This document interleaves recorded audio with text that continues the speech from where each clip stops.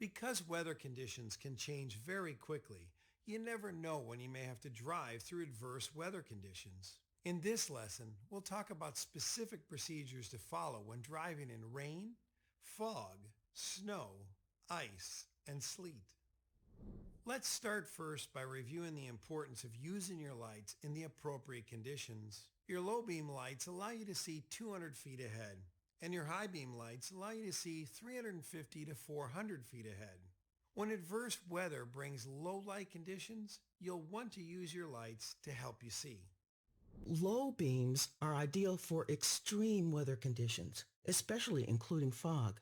When your visibility is less than 150 feet, stick to low beam headlights. This is because the light particles won't bounce off the cloud particles and create a glare. And remember that your speed should always match the current conditions. So if you have reduced visibility, you need to reduce your speed to be able to safely stop within your sight distance or the distance you can see in front of you. As a rule of thumb, if your sight distance is 2 seconds or less and you are experiencing incredibly poor visibility, you need to safely pull off the road, contact dispatch, and wait for conditions to improve. Find a rest area or a road off the main highway that does not put you in danger, and make sure to leave your emergency flashers on. When you're driving in rain or a thunderstorm, your vehicle may lose up to 55% of its usual traction. Follow these tips. Remember, during your pre-trip inspection, always check your wiper blades for signs of wear. Always check your tires for proper tread and correct air pressure. Turn on your lights. Slow down by at least 25%. For example, if you typically drive on a road at 35 miles per hour, you'll want to slow down to about 25 miles per hour in a rainstorm. Increase your following distance by at least 2 to 3 seconds or up to 6 seconds if the rain is heavy. When approaching stops, slow down so you don't splash waiting customers. Be alert for customers waiting in sheltered areas who might unexpectedly run out to board your vehicle. Use defrosters to keep your windshield clean. When passing or following other vehicles, be ready for road spray. Avoid hard braking to prevent skids. Watch for stalled vehicles.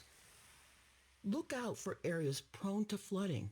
Don't drive through deep water. If you're unsure of the depth of the water, don't drive through it. When in doubt, contact dispatch. Maintaining traction in adverse weather conditions is also critical to maintaining control of your vehicle. Follow these tips. Accelerate and brake smoothly. If you must brake, start sooner and brake slowly whenever possible. Driving in smoke or fog can greatly reduce your ability to see clearly ahead of your vehicle. Follow these procedures. Use your low beams. Reduce your speed. Increase your following distance to at least 7 seconds. If visibility is less than 2 seconds, pull off the road in a safe place until visibility improves, and make sure you're alert and prepared to stop for stalled or stopped vehicles. When you're driving in snow, your vehicle may lose up to 75% of its usual traction. Follow these tips. Reduce your speed by 50%. For example, if you typically drive on a road at 40 miles per hour, you'll need to slow down to 20 miles per hour. Turn on your headlights. Double your following distance. Increase your following distance to 7 seconds. Use your windshield wipers and defroster to keep windows and mirrors clear. Start braking much sooner than in normal conditions. If you start to skid, gently turn wheel into the skid. Ease off the accelerator and brakes. If your wheels lock up, let up on the brakes and then reapply. If you stop, start up again slowly. Ease up on the accelerator if your wheels begin to spin. The most dangerous weather conditions you'll encounter is when there's ice on the road or sleet is falling. Your vehicle may lose up to 85% of its usual traction. Follow these tips. Increase your following distance to 8 seconds. If you start to skid, gently turn your wheels into the skid and ease off the accelerator and brakes. If weather conditions continue to worsen and driving is no longer safe, find a safe place to pull off the road. If you stop, start up again slowly. Ease up on the accelerator if your wheels begin to spin. Skids occur when your tires lose traction with the road. This can happen when your vehicle makes a sudden change in direction or as the result of hard braking. Follow these procedures to avoid skidding. During pre-inspection, make sure to check tire tread and pressure. Minimum tire tread should be 2 30-seconds rear and 4 30-seconds front minimum. Scan ahead to anticipate oncoming traffic situations that may result in skids. Slow down before curves and turns. Accelerate slowly. Brake early and gradually. Make slow, gradual steering adjustments. If your vehicle starts to skid, follow these procedures. Respond calmly. If the wheels spin, ease up on the accelerator. If the wheels lock, ease up on the brakes, then carefully reapply. Do not pump ABS brakes. Gently turn the wheel in the direction you want to go. Driving in adverse weather conditions like rain, smoke, fog, snow, ice, and sleet will really test your skills as a professional operator. When you put these defensive driving procedures to use, you'll maintain the safety of your customers and yourself in these difficult conditions. You'll encounter several season-specific driving hazards in winter, like motorists who don't adjust for road conditions, visibility problems, loss of traction, and encounters with snow removal equipment. Know that your vehicle can have poor traction in the following winter conditions. When the temperature is below freezing. When the temperature warms up, but there are still shaded areas on the road with black ice. When driving over bridges and overpasses. You will want to watch for overpasses, underpasses, and shady areas where ice tends to form. Be aware that snow and ice can obscure lane striping and make it difficult to see the edges of the roadway. To mitigate the risk of these conditions, during your pre-trip inspection, pay attention to make sure these items are in good condition.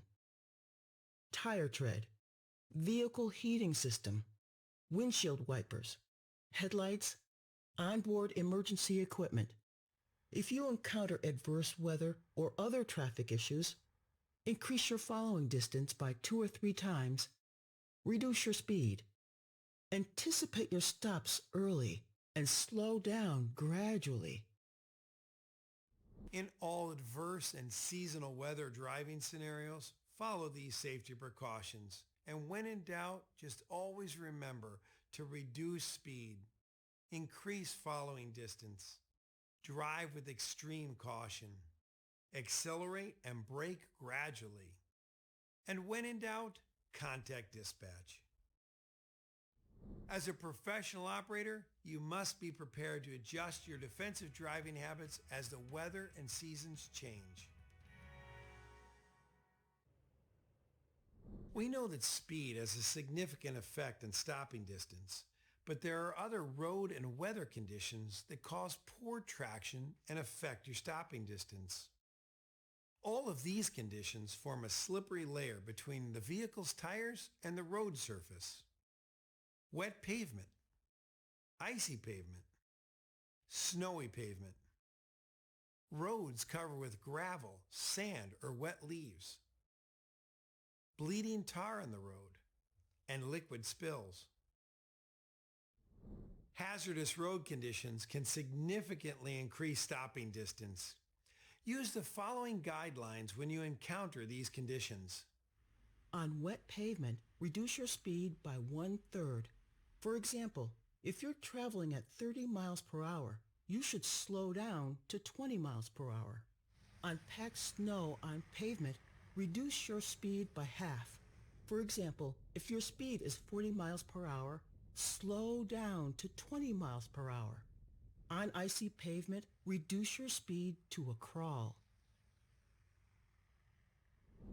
Using the counting method, this chart shows the increased following distance standards you need to follow to compensate for rainy, snowy, and icy weather conditions. So the key here in adverse weather conditions is reduced speed and increased following distance. The heavier the vehicle, the more work the brakes do to stop it. With added weight, the brakes will generate even more heat. For example, the increased weight of a vehicle crowded with customers makes it necessary to apply more brake pressure to stop than when the bus is empty. To adjust for a heavy load, slow down and begin to brake sooner. Remember, if you have to brake suddenly, you may jostle your customers or cause many of them to fall. To maintain your proper following distance in heavy traffic, follow these procedures. Safely create as much following distance as possible. Reduce speed and drive more cautiously. Managing a proper following distance is important at all times to help you achieve that 360-degree space cushion. Being aware of the space you need to stay safe under good and bad conditions will help you transport your customers where they need to go safely and ensure that you're practicing Safety 360.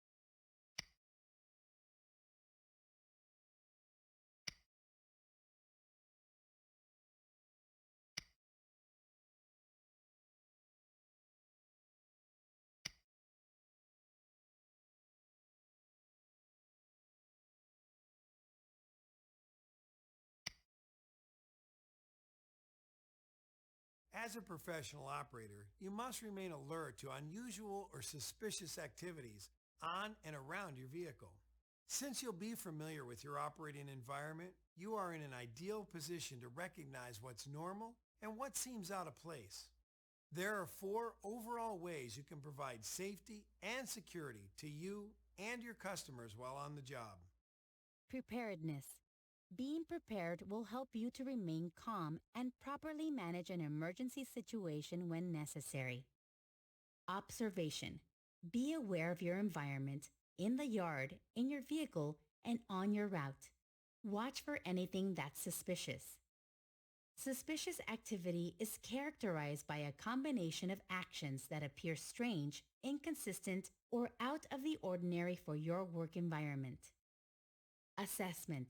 Assess your surroundings and evaluate the situation to determine if emergency services are required, and response. Know what's going on, how to react, and who you should inform. When you respond, it's important to remain calm and follow agency protocols and procedures. As a member of the community who sees and observes things that happen around the area each day, it's your responsibility to make sure you observe and report all suspicious activities or situations. This includes the communities on your route and the office where you work. When it's appropriate to do so, you must take action in a timely fashion and enforce our security measures. In some situations, you'll need to respond to protect life, equipment, and facilities. If you see something that seems out of the ordinary and potentially hazardous, report it immediately to dispatch or your supervisor. They'll take the appropriate action and notify the authorities. If you feel that you're in danger and don't believe you can describe the situation in depth to dispatch, maybe a customer is standing next to you, you can use a panic button if available, or use a predetermined radio alert code if available. Your instructor will review the appropriate response protocols for your agency. It's every employee's responsibility to contribute to a secure work environment, free from the threat of danger and risk. We all must do our part to be aware of our surroundings and the areas we work in to be sure they remain safe. Here are a few general security concepts you should practice every day to keep yourself and others safe. Inspect your bus with security in mind. Be alert for possible security threats. Protect yourself and your customers in the event of a problem. Report suspicious people, activity, packages, or devices. And remember, you are not expected to act as a security guard or a police officer, but you are expected to get the appropriate help as soon as possible. For your personal security, be aware of your surroundings when you enter or exit your work location at the beginning and end of your shift, especially in the dark. Here are some tips. Travel in pairs to and from your vehicle when it's dark. Watch for people in the building or office that don't belong in the area or who you don't know. Offer to help them and take them to the manager. Most who don't belong will leave if greeted with, "Hello, may I help you?" Call dispatch or 911 if you see suspicious people acting unusual in your bus yard or around the facility. Never engage a hostile customer with a loud or aggressive voice. Stay calm and try to defuse the situation and radio for help if needed. If you encounter a security threat, take it seriously and follow these important steps. Immediately notify dispatch or your supervisor. Dispatch will usually contact law enforcement and/or emergency responders, but in extreme situations, you'll need to communicate with them directly. Remain calm and answer questions to the best of your recollection. Provide a description of the vehicle, the license plate number, color, make of car, etc., and a description of the individuals involved, clothing, hair color, height, etc. Clarify by repeating any instructions that were given to you. Confirm that assistance is on the way and ask for an estimated time of arrival. Identify eyewitnesses. For incidents involving explosive devices, avoid using radios and cell phones within at least 50 feet. Remember, it's your responsibility to make sure you observe and report all suspicious activities or situations. Knowing what to look for and how to respond will make a big difference for you and the communities you serve.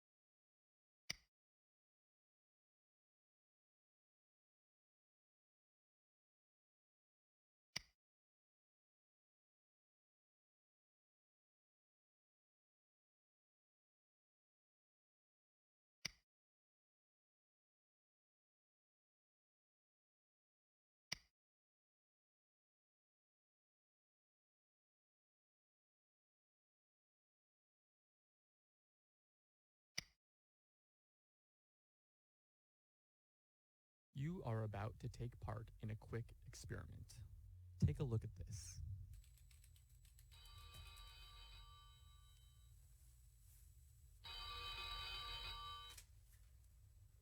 Okay, now, did you happen to notice anything odd? Watch again.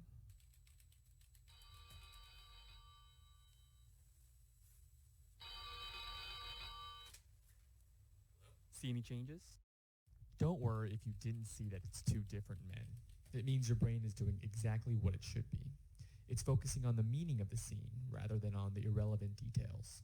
Imagine how much energy and brain mass it would take for us to remember every single person, place, or thing we encountered. The things that matter, a conversation with a coworker, your child's first step, would be drowned by a deluge of information. So when there are minor changes to the world around us, we often don't pick up on them. There are two similar phenomena at work. Inattentional blindness is the failure to notice something that's fully obvious right there in front of you when your attention is engaged on something or someone else. Change blindness is a failure to notice a difference between what's there right now and what was there a moment ago. Scientists such as Daniel Simons from the University of Illinois have spent years devising experiments testing just how perceptive and unperceptive humans actually are. So we feel like we're aware of everything, that we're taking in all of the details, and that if something important happens, we'll automatically notice it. It'll capture our attention.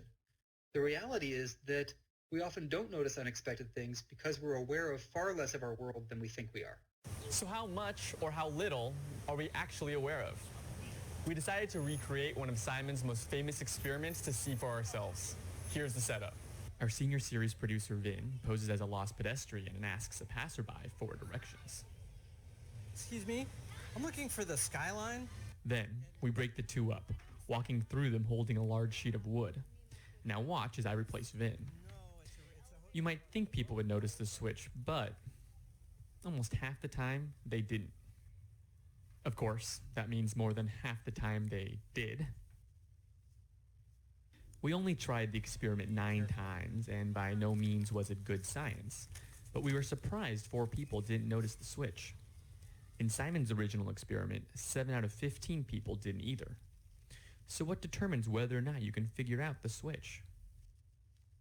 When you look at another person, you encode what's relevant for what you're doing right then, in that case, giving directions, and you don't pay attention to the details that are irrelevant, say what color their shirt is or exactly how tall they are.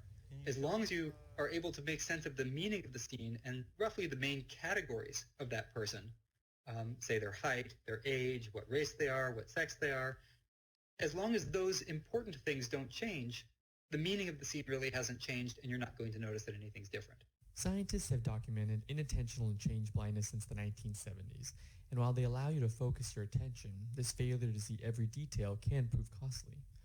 Drivers often cause accidents because they overlook quick changes to their environments, such as pedestrians or cyclists.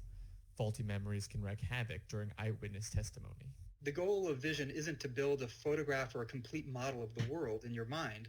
The goal of vision is to make sense of the meaning of the world around you. Being aware of our limitations can help us adapt and compensate for them, allowing us to do things that prevent the really negative consequences that can happen due to failures of awareness.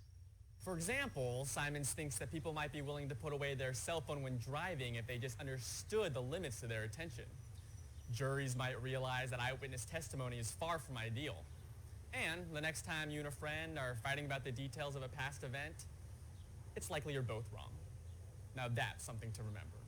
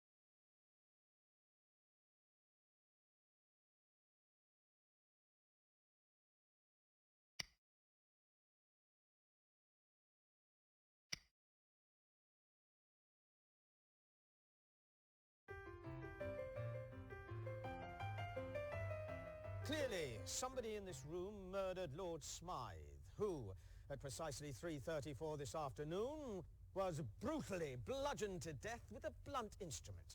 I want each of you to tell me your whereabouts at precisely the time that this dastardly deed took place. I was polishing the brass in the master bedroom. I was buttering his lordship's scones below stairs, sir. Why, I was planting my petunias in the potting shed. Constable, arrest Lady Smythe. But how did you know? Madam, as any horticulturist will tell you, one does not plant petunias until May is out. Take her away. That's right, madam.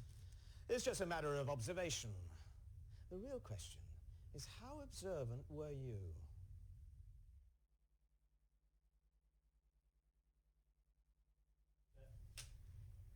And action. Clearly, somebody in this room murdered Lord Smythe, who, at precisely 3:34 this afternoon, was brutally bludgeoned to death with a blunt instrument. I want each of you to tell me your whereabouts at precisely the time that this dastardly deed took place. I was polishing the brass in the master bedroom. I was buttering his lordship's scones below stairs, sir. Well, I was planting my petunias in the potting shed. Constable, arrest Lady Smythe.